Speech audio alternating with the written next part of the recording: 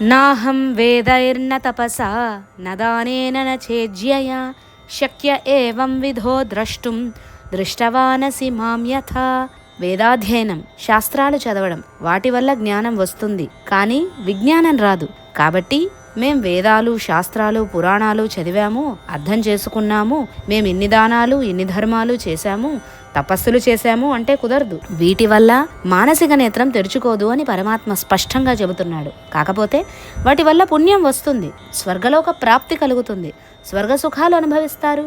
క్షీణే పుణ్యే మర్త్యలోకం విశంతి. ఆర్జించుకున్న పుణ్యమంతా అయిపోగానే మళ్లీ జననం మరణం, ఈ జనన మరణ చక్రంలో తిరుగుతూ ఉంటాడు. మరి ఈ విశ్వరూపం ఎలా కనపడుతుంది అనే విషయం తర్వాత శ్లోకంలో వివరిస్తున్నాడు పరమాత్మ.